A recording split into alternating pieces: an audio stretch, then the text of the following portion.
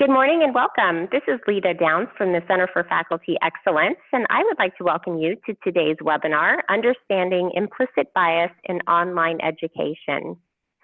This offering was originally presented at the Walden National Faculty Meeting's 2019 meeting in Tampa, Florida. And the presenters, Dr. Kimberly Blackman, Dr. James Castleberry, Dr. Jesse Lee, and Dr. Tanya Settles were there to present. And we are very grateful because they're here again today to present this fabulous information. I'm going to go to the next slide and go over a few housekeeping items in Zoom. So if we go to the next slide, that is great. As you can see, Zoom is a rather new platform for us here at the Center for Faculty Excellence. There's some great functionalities. If you look at the lower part of this screen and click, you can see that you have audio settings. So if you just click next slide, it will highlight those and you'll see some functionality. There is a chat button on the kind of center side of the screen. If you have any questions, just click on that and you'll see there's already an open discussion going on with chat. There's a raise hand function if you would like to raise your hand, because one functionality that is turned on here in Zoom is everyone is muted. So if you do have a question, we always encourage you to chime in either in the chat box or using your mic. So click on that and then we can unmute you. There's also a Q&A option on the also lower part of the screen. If you click on that, you can send a question directly to the panelists, or you can make it a question to everybody. So please feel free to use those functionalities as we progress here in the next 60 minutes.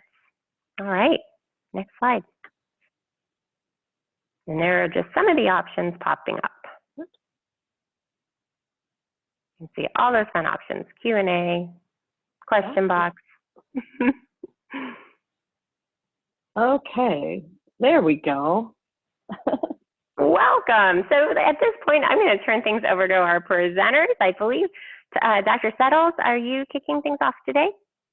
I am. Hi, everybody. Good morning, and thanks for joining us. I know for some of us here, it is, and it's a little bit early for our colleagues on the West Coast. It's 8 o'clock in the morning. So I appreciate you taking time out of your day and joining us. I'm here today with my colleagues, Jim Castleberry, Kimberly Blackman, and Jesse Lee. And we're really excited to have the opportunity to talk with you about implicit bias and what that means for us in online education in particular. So to get started, it's helpful to have an understanding of what actually constitutes implicit bias. And implicit bias just means that it's a form of bias that's against members of a group just because they belong to that group. And it's really very different from conscious bias, and it's important to keep that difference in mind, because implicit bias is something that humans just automatically do because it's how our brains work. Conscious bias is different because it manifests as an actual behavior.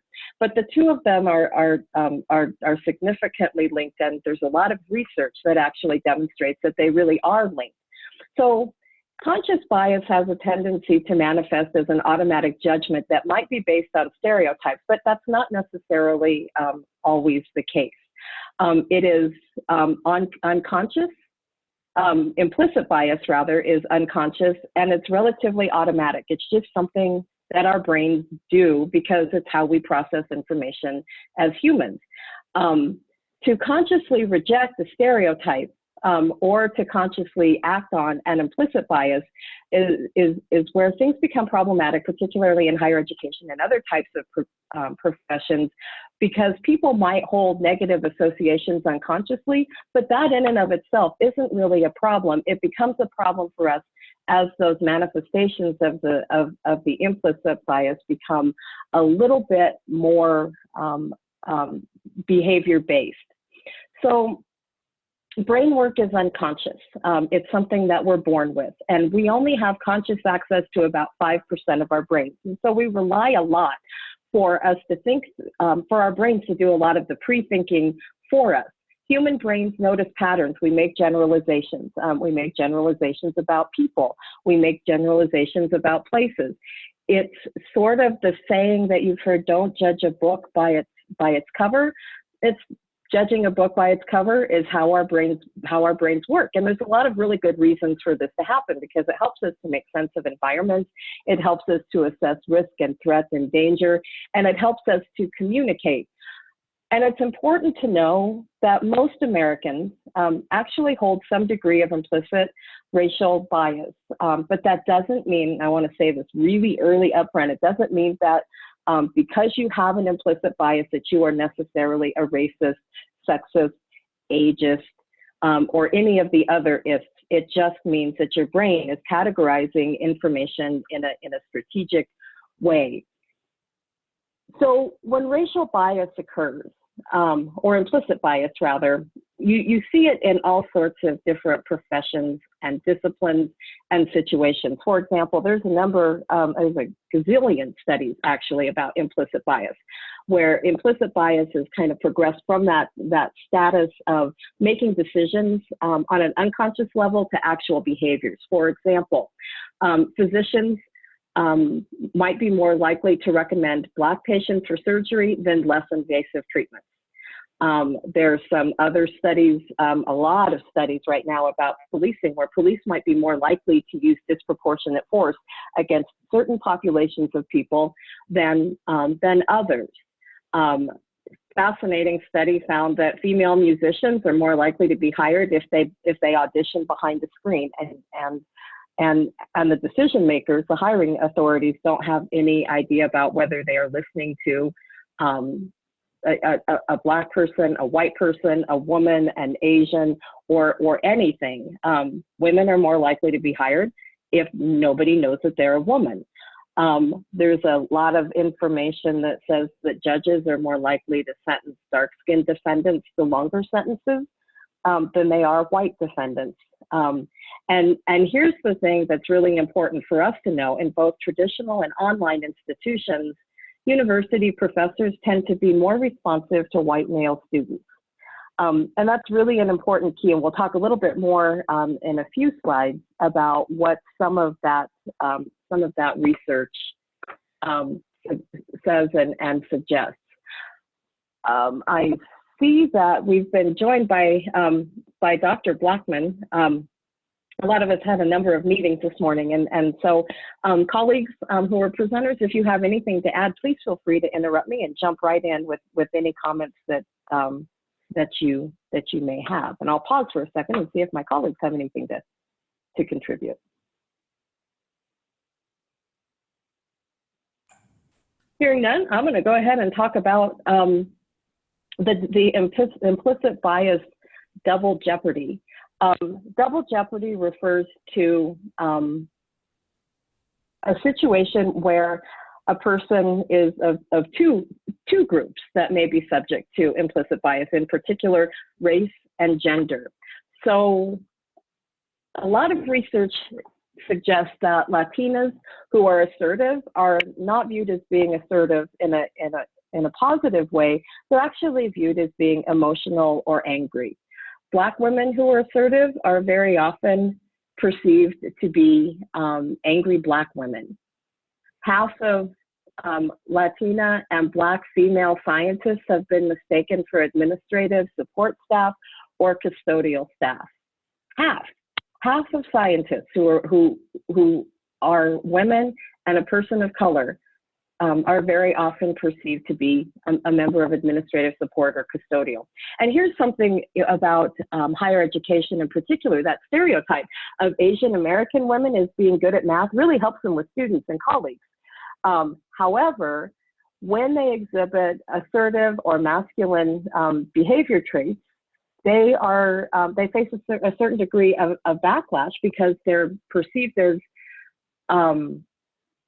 sorry, I'm following the chat screen. They're perceived as being overly assertive or engaging in self-promotion in ways that are viewed as being negative.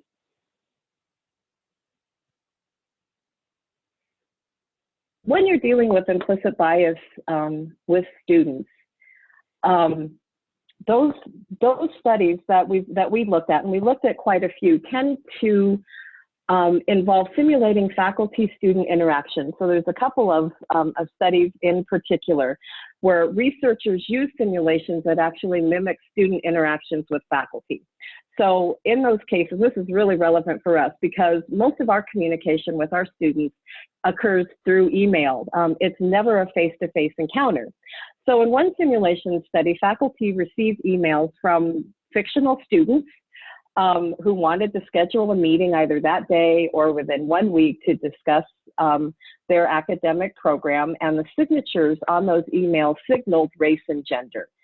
The sample size was pretty significant, over 6,500 cases. In that study, it was generally found that for those email signatures that signaled possibly a white student or a male student, those students were able to get appointments that day.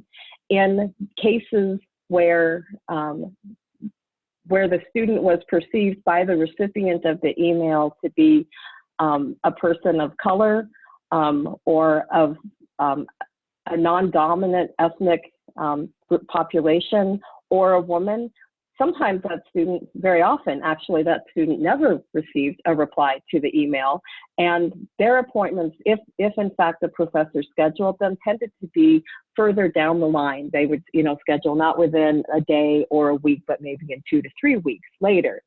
A similar study found exactly the same findings, and so the studies tend to be really consistent in that there's evidence of a white male advantage in interactions with professors. And the race or gender of the professor wasn't predictive. It didn't matter. And female students who seem to be ethnically or racially diverse are less likely overall to have access to faculty. And I found that actually stunning as somebody who's worked in online education for, oh goodness, in the area of 20 years, I was really surprised to see that is as common as these studies suggest. So there are many manifestations. One of those manifestations about of implicit bias actually come in the form of microaggressions. And for that, I'd like to ask my colleague, Jim Castleberry, to talk about microaggressions and what that means for us in terms of working with our students and why it's a risk. Sure. Good morning, everyone. Tanya, there was a question, though, about the studies, if most of those were coming from brick and mortar institutions, or if there was anything that in your research had suggested online institutions had been part of that as well. That's a great question. Thanks for pointing that out to me, Jim. So we looked at both types of institutions. We looked at specifically online institutions or online programs, and we looked at brick and mortar institutions, and the findings were actually really consistent across the board. So it seems like there's not a lot of change. The format or process of delivering course content or programs doesn't change, and that was really interesting to me. Those studies, by the way, are cited at the back slide. So if anyone wants to take a look at those studies in particular, you can find. I don't think that there are links, but you can certainly find the article titles and the authors. Great. So microaggressions, right? We generally think about those in terms of race or racism, but it's really about any marginalized group can become targets of the slights. People of color, LGBT, folks with disabilities, religious minorities, and the list goes on. They represent those slights, those passive aggressive kind of comments that are small signals but have a big impact. It can be the negative facial expressions, the dismissing the idea of one student only to embrace it when offered by another. And interestingly enough, I mean, I do, as a program director, see complaints from students about being treated unfairly because of race or ethnicity. You would think, how could that exist in an online environment? But you would make assumptions perhaps based on how someone's first name or their whole name looks as to what their race or ethnicity is. So it can happen. You know, if we leave someone off a group email, addressing some students by chummy nicknames, but not others, mispronouncing names, those kinds of things. In my own life, being married to someone that's African American, my awareness was brought to the forefront the first time when we went to a very nice restaurant in Savannah. We had reservations, and there were lots of nice tables by windows, and we got a seat next to the kitchen. And when we were getting ready to leave, the waitress said, "Would you like us to split the check?" So, you know, initially I would have thought, geez, you know, just a mistake. But over time, you know, those kinds of things happen time and time again. And it does make an impact, and it does matter. Next slide, please. So if you don't think microaggressions are a big deal, you know, part of this training is for us to think again. And, you know, I represent white middle class, you know, white privilege as well as anyone. And so for me, you know, it's a continual opportunity to look at how I respond to things, even though half of my family is of color.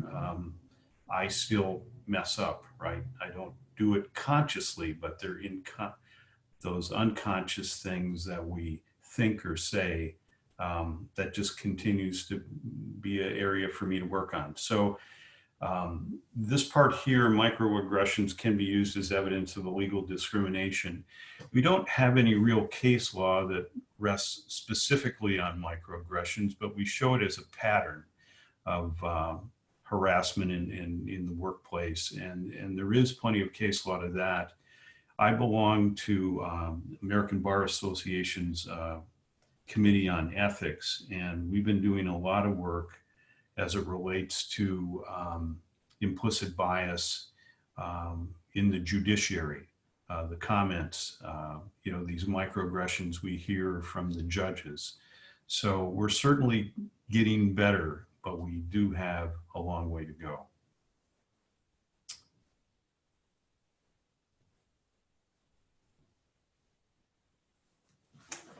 So impacts of implicit bias.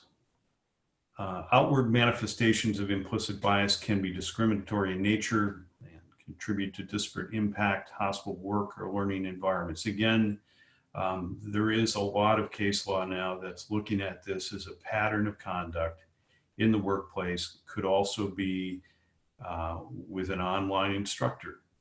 If we saw a number of email communications to marginalized groups by this faculty member, it could be problematic for us. Fortunately, I have not seen that. I'm not aware that the university has, but the potential is there. And so we continue to do these trainings to bring these issues to the forefront so we can be better at it.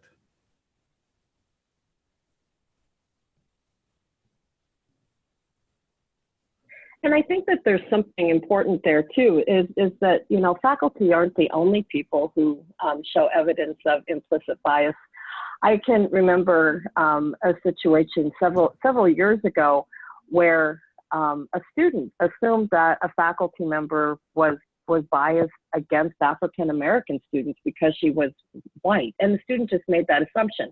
The faculty member actually is an African American woman, but our students don't know who or what we are, and they made that assumption based on their name. A lot of students make the assumption that I'm African American because my first name is Tanya. And they're making it strictly and entirely on the basis of a name, and it's a name that's common and familiar to them. And the assumption is that I'm African American. I'm not. You can't see that because we don't have video running today, but I'm not. Actually, my background is purely multiracial American. all across, from Hispanic to some African American to a member of the Daughters of the American Revolution. It's it's fascinating to me, though, that students make the same assumptions about us that we might be making about them. And so it causes us to question, okay, how do I figure out if I hold an implicit bias? And probably a lot of you were thinking, how would I know then? If it's something that automatically happens, and it's a part of human nature, and it's not even something that I can necessarily control, how do I know if it's there? So there is a test out there called the implicit association test. There are actually several tests. The implicit association test is the one that's most commonly used. If you are interested in taking the implicit association test, you can find it at understandingprejudice.org or at implicit.harvard.edu. But there are some limitations to this test. One of them is that stability is low. If you take the test a few weeks apart, you're probably going to score very differently. There are also multiple iterations of the implicit association test that range from race to gender to political ideologies to age. There are a number of different tests.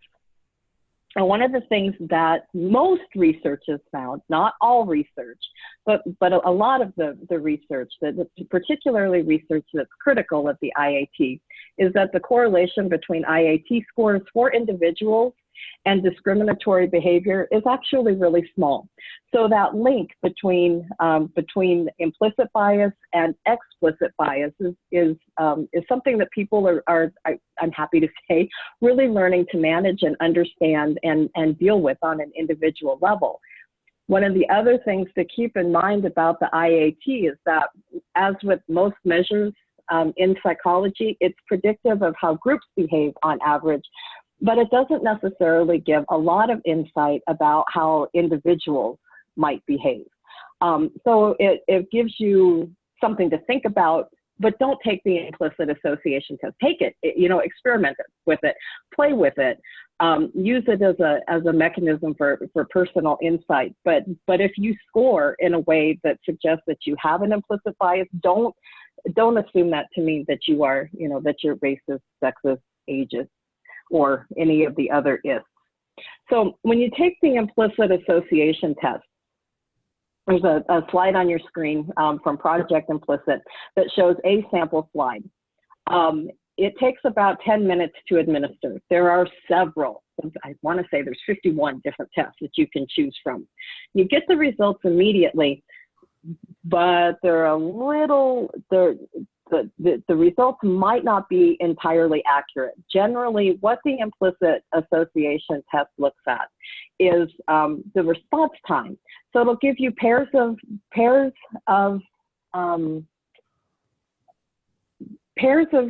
language, for, in this case, bad or Black people, good or white people, and show you an image of something. In this case, this is from the implicit association test for race. Shows you an image of a face, and so you have to determine, is this, as quickly as you can, bad or Black people, good or white people. In other examples in this slide, you'll actually see a word, and then you're asked to assess whether it's a word that's associated with a negative behavior or a bad behavior, or a word that's associated with a good behavior. And you're supposed to move through it as quickly as you can. And what the implicit association test looks at is response time. And so that's the basis for making the assessment in this test. It is, again, something to keep in mind is that results change. And that's been my experience too. So I've taken the race ethnicity test and the gender test. I took a political ideology test, and I've done them several times, and I get different responses every time. Sometimes the test indicates that I have a preference for African Americans or other Black people, not necessarily African Americans. Sometimes white, sometimes it's neutral, sometimes I have a preference for men, sometimes I have a preference for women, sometimes it's neutral. The one that absolutely and completely surprised me, though, was one that I took for political ideology. And the system just randomly chooses. And so in this case, the test I took randomly selected Donald Trump and Woodrow Wilson. Woodrow Wilson in my discipline is sort of considered, not sort of, is definitely considered to be the father of public policy and administration, the founder of the discipline and the practice. And I thought, well, I know how this is going to go because I know Woodrow Wilson's body of work. It's embedded in my brain. I've been thinking about it for 30 years, and I go through the test, and to my shock, the results were is that I had a preference for Donald Trump, and that was a surprise. That was an enormous surprise, regardless of what my political ideologies were. It was just my assumption that I would align more closely with the Woodrow Wilson slides and didn't. So I've taken the test again. I thought, well, that can't be right. And so I took the test again, got a different pair of presidents, one Republican, one Democrat, and had a completely different result. And that's been largely my experience with it. And over the years, there have been a lot of tests and retests and critiques and confirmation studies about the accuracy and the predictive value of the IAT. And many of these studies were done by the authors of the IAT. If you've had an opportunity to read the book Blind Spots, those authors are the people who developed the implicit association test originally. So they argue that the test is stable, it's reliable, it's substantively and statistically predictive. Others are more critical. In one of those articles, one of my favorite articles actually on implicit association is by Hal Arp and Philip Tetlock, who generally ask the question, would Jesse Jackson fail the IAT? And the answer is, yeah, probably. And this is a person who's known for saying, this is a quote from Jesse Jackson, that there's nothing more painful to me at this stage in my life than to walk down the street, hear footsteps, and start thinking about robbery, and then look around and see somebody white and feel relieved.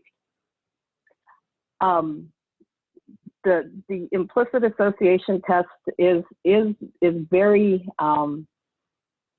it's to a certain degree, it's highly controversial, largely because there's a lot of disparate findings about whether it's predictive or useful. And so our advice is don't use the implicit association test to determine whether employees or your faculty are racist, sexist, ageist, or any other if.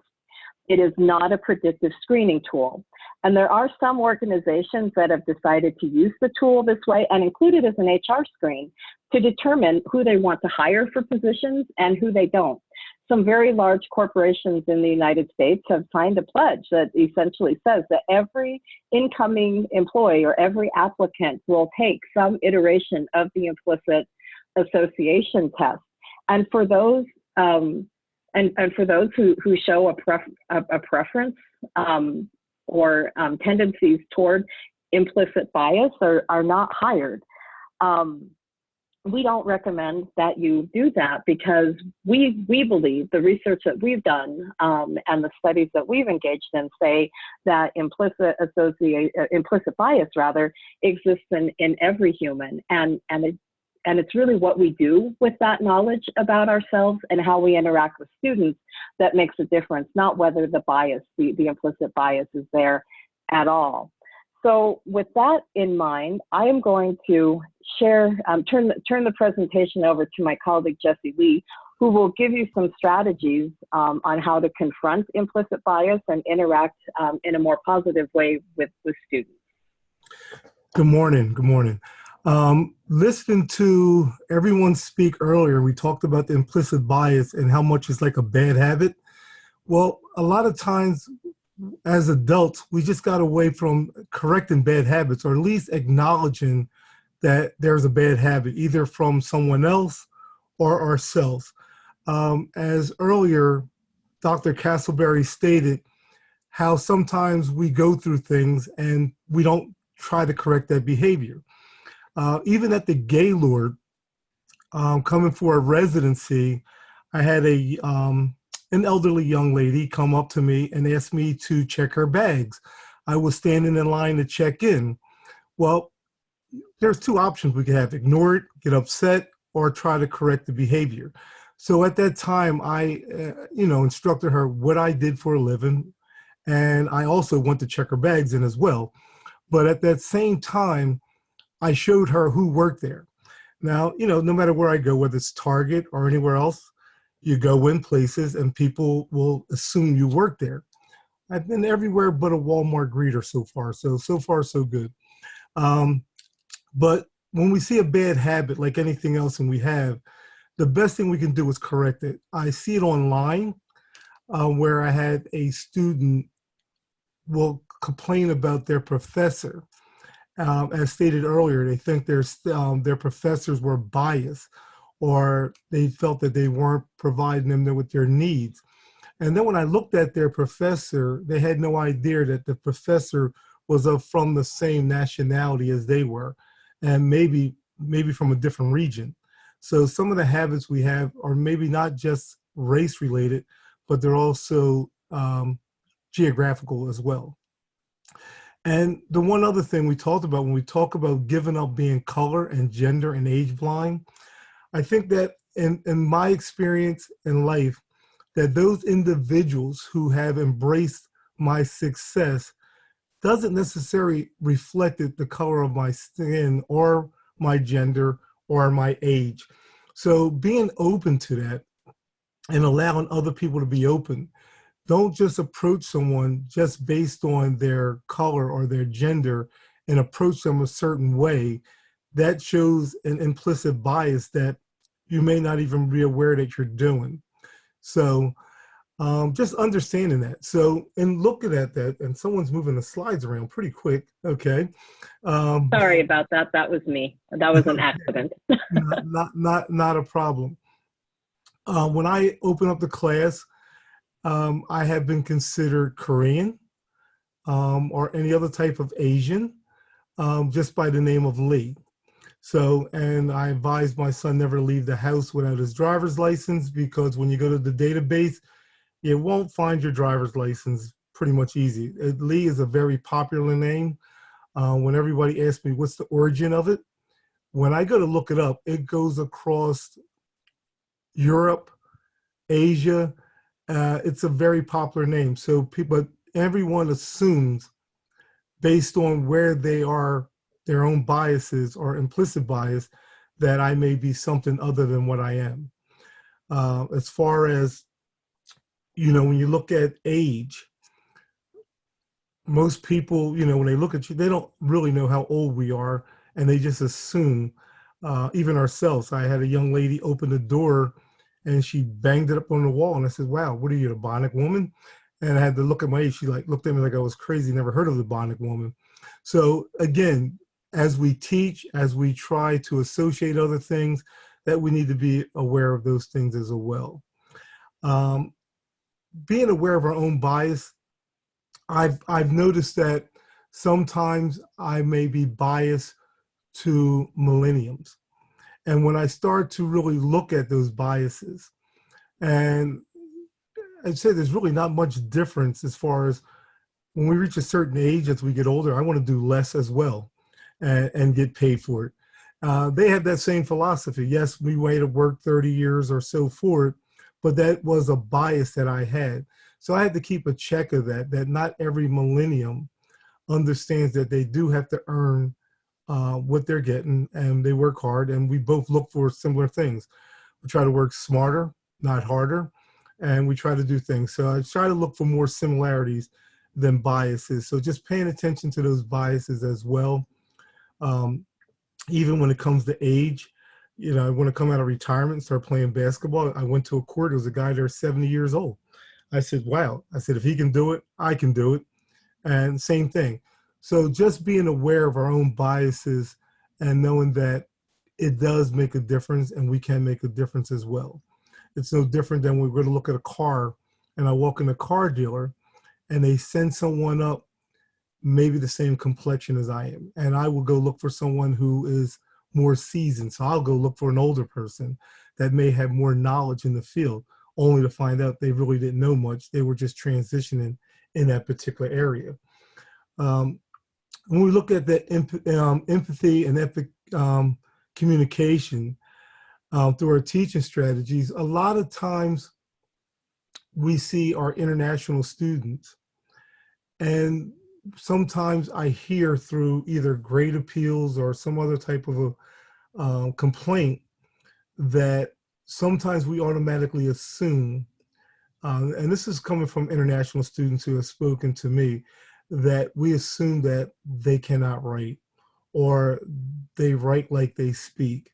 And we make these assumptions based on their names or on their topics of how they're writing. I found that we need to make sure that we become a little bit more aware of their environment. Just recently as yesterday, I had a student that was in the Caribbean, and they said that their professor said they needed more literature in that particular region. Well, there was very little studies in that region because it's just one of the things they didn't do. And this was something that they were trying to add, since their employment and what their research was based on their geographical location. So we need to be aware of some of the challenges they face as well.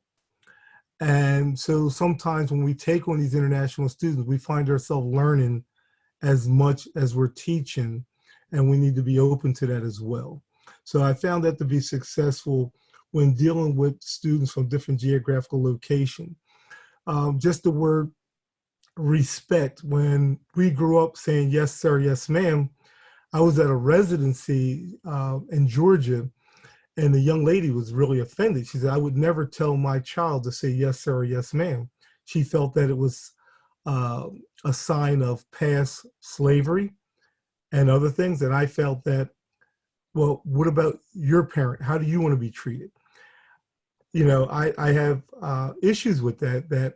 So we had an honest debate, but after she left the residence, she sent me an email and she understood. So this was one of the things that allows us to take every opportunity as a teaching moment, both on our own bias and on someone else's implicit bias, that it's time for a learning opportunity so we can move forward. So again, when assessing students' work and relying on our gut instinct, if we have a question, just ask, and then we can just go from there. Is there a question? Because I see a lot of questions there. Actually, we do have a question. So before I go to the next slide, the question is, do you believe that some teachers and students in an online environment don't post their picture because of bias? And a number of participants are asking that's a good question. And they're wondering if we have any thoughts or any research on that. So some have shared that they always encourage students to post a picture. And others who don't. And someone said that they have a friend who's African American and no longer posts a picture in her classes because she's learned that students are nicer and are less likely to complain. I did not, in doing all of the research that we did for this presentation, I have not actually encountered that, but I'd love to know if any, or at least any research about that. I don't post the picture. One of the things that I really like about an online environment is I don't know, and students don't know about me. And for me, that means that we have an opportunity to create a really rich learning environment that is maybe not free of bias, but it becomes a more neutral, it neutralizes it. Does anybody else have any observations about that? Yeah, I do. Being that my name both is a unisex name and can be used as a Korean or anything else. So they don't know if Jesse was a woman, a male, African American, Asian. So that kind of forced me to post, because at one point in time, I had a couple of male students that were very dominant, where they thought they could be disrespectful in a class. That was really, I never had a picture posted prior to that. At that point, I posted a picture, and not only was he sexist, he was also racist. And he was in the military, and he was stationed overseas. And by me posting that picture, it actually had a change in his behavior, as well as having a phone call with that individual to discuss their bias and unbiased actions online. But it did change the behavior of the individuals. And it also lets students understand that we are as diverse as we say we are as an organization, that by having a picture posted, that sometimes individuals have a sense of when they see a discussion post, they're more likely to be more personable and engaging. And again, that's personal, it's not research based, but again, I would like to find out on research if we can actually find anything that will support whether posting a picture online, because I do know that some faculty do not like their picture posted for whatever reason. Yeah, and we've got a number of people who are also saying in the webinar chat that they think about it in terms of students too, that students don't post their photos. And they probably have a reason for it, but I don't know that we have a very good understanding of what the reasoning is. So I went ahead and I switched to the next slide for you, Jesse. All right, thank you.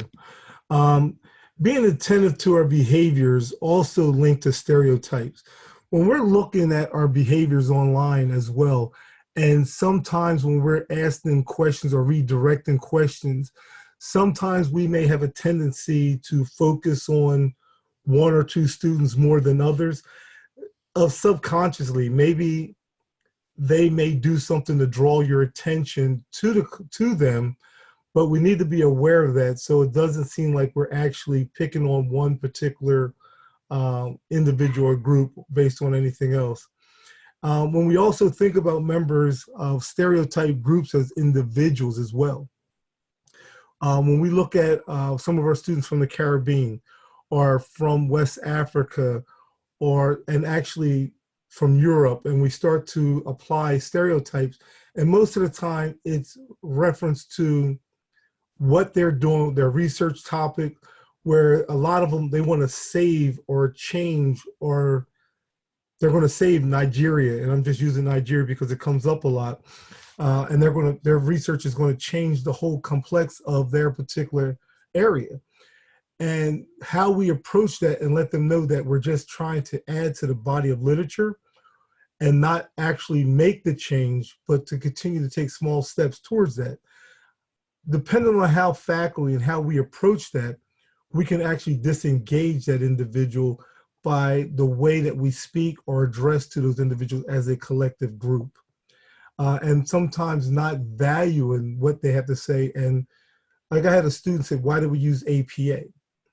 And how we answer that response can make all the difference in the world. Yes, you're in a US-based school, but yet we market ourselves as being international and we accept everyone. So how we respond to the individual and why we use APA has a great impact on how they receive us moving forward as instructors as well. So just being conscious of that and understanding how we do that will make a big difference. And then also countering stereotype imaging. As I pretty much addressed that in my last comment, that we also need to be careful in how we do, where we look at how they see us and that they do have some added value as well. And we don't know it all, that we're actually partnering with them and guiding them through their learning process, but they are the expert in their field. And we just want to make sure that they capture it in the scholarly way that we are required them to do. And then looking at the partnership building, as we develop our partnerships, I'm always trying to incorporate other staff members and make it as broad and diverse as a group that we can to help different individuals that may see us in an implicit bias way. So that way we can come together and they get a more holistic view of what my perspective is for them as they move forward to try to get their academic education. So by incorporating those individuals early on in the program and allowing them to build partnerships around, it both helps us, our other students here are baseball and really focusing on the CJ, that a lot of these individuals go back to their agencies, and their agencies and their cities are very diverse in nature, but they get to understand that these individuals that they're working with are very intellectual, very intelligent, and they do have a lot to offer. And that comes about in building partnerships and building these things as well. And then engaging in mindfulness exercises. is very critical. And as we try to deal with mindful exercises, including them into our discussion questions, our posts, our community forums that we have a chance to talk about, applying them whenever we are at residencies or any opportunity that we have to do so, we also becomes very critical in nature as well. So that's pretty much what I have. You can move to the next slide.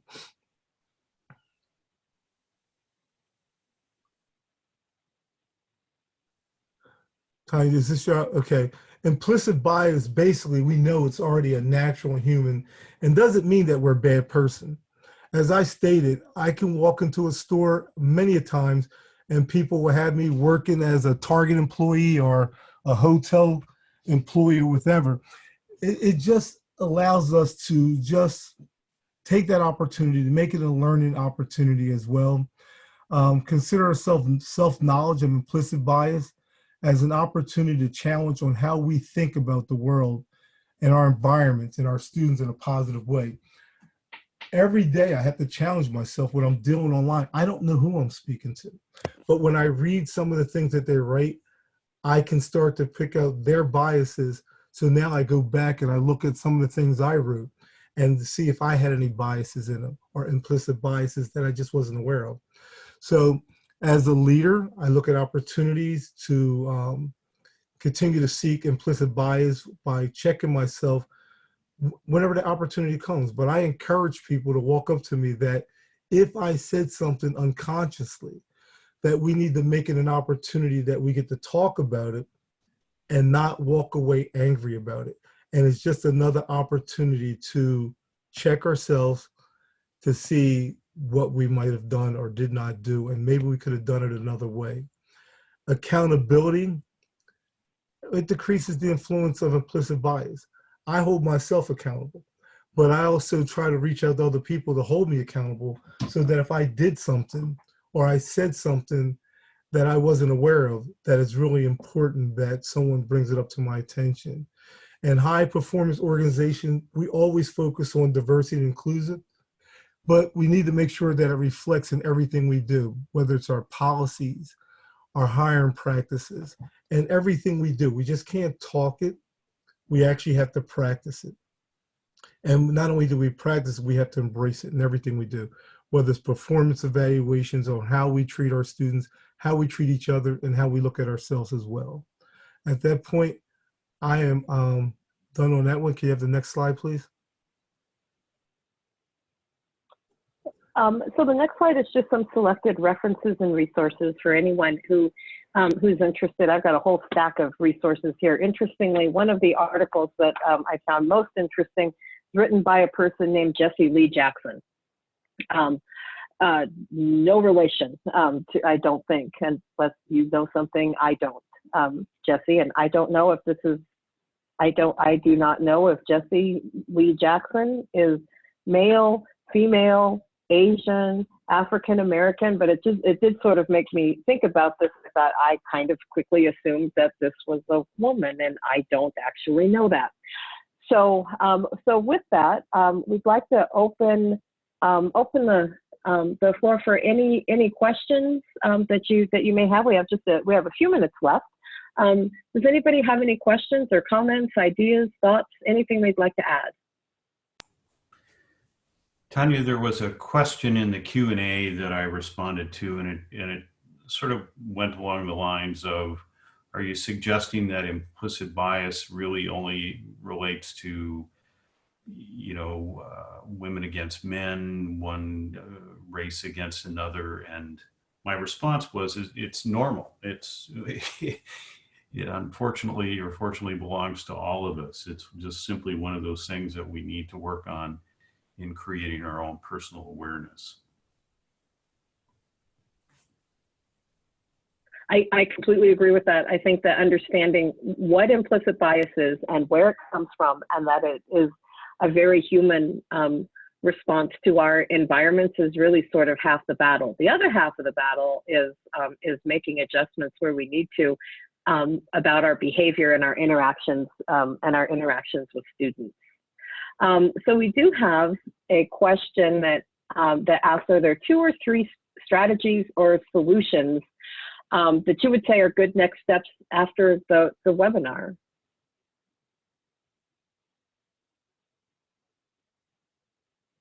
My first one I would say is go play with the implicit association test. It gives you something to think about.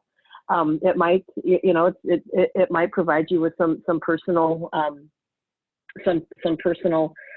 insight about how you interact with students. I think something else that I would suggest is look at how ways that we within our individual programs might build in accountability measures for managing implicit bias in our interactions with students. Colleagues, other suggestions? Yeah, this is Kimberly. Thank you, Tanya, and the rest of the panel for doing such a wonderful job in bringing this to the light and to the surface.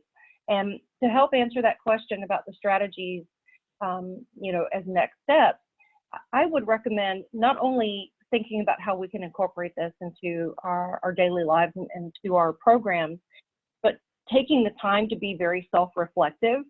Sometimes it's very difficult to turn the mirror to our own face and see where we may have implicit biases. But I think, once you uncover that, then, you're empowered with that knowledge. And I would encourage faculty to also look at the literature that's out there, as you provided, wonderful references here. So I think those are, that's a really great starting point for understanding that, this is something that can be addressed and can be examined a lot more closely. To that end, Kimberly, we have another question that asks, wonders generally about mindfulness training and engaging in mindfulness practices, and the question of would reframing be another technique? My instinct is to say yes. Colin? Absolutely. Yeah, absolutely. Maybe that should be another webinar, Lida, is to consider connecting implicit bias to specific techniques that are appropriate for us and useful in an online environment, because we do operate in a great big void. We don't see our students. We're not able to, we can't reach out and touch our students. We don't, some of us work in a way that we never actually meet our students. And I wonder about what a reframing training might look like. That's a great suggestion, and I'm pulling it up right now. We are called for proposals, and shameless plug here, but it's open right now. It ends next Tuesday, the 30th of April. I definitely think that would be a fabulous topic. As you know, our focus is on well-being, and they're going to be, hopefully, based on some of the proposals I've seen so far, some mindfulness items, and linking those together and weaving them would be very beneficial for faculty.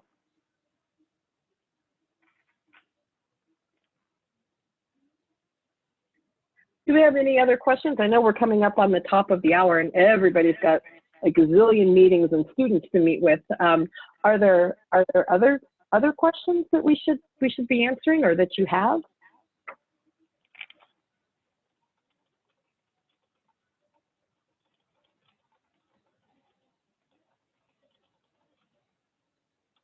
Well, if you do have questions, if you think of something later, we all work here, so please feel free to reach out to any of us, and we'd be happy to have a conversation or answer an email. Any follow-up you need, provide you with resources. If you can't see me, I keep forgetting you can't see me. I'm patting this giant stack of articles that is sitting on my desk.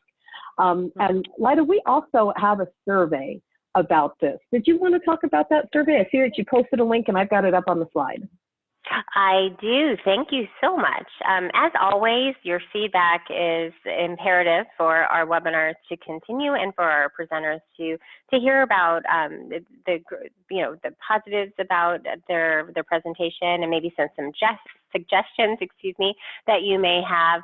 So there is a link on the slide for a post-webinar survey. So if you could just take a moment to complete that. We really do look at that feedback, and so do the panelists. So it's very helpful. I've also placed it in the chat as well. And second shameless plug that I just gave you 20 seconds ago, but if you would like to submit a proposal for the upcoming summer 2019 National Faculty Meeting that will be in National Harbor, which is one of my favorite locations, there is a link there. You can always reach out to me. The CFE newsletter has the link as well. And we love to continue to see these fabulous offerings and maybe some of the faces on the line presenting them as well. So thank you all, and thank you to our presenters for another great presentation. It's been great to have you, and I hope you all have a wonderful rest of your day. Thank you so much.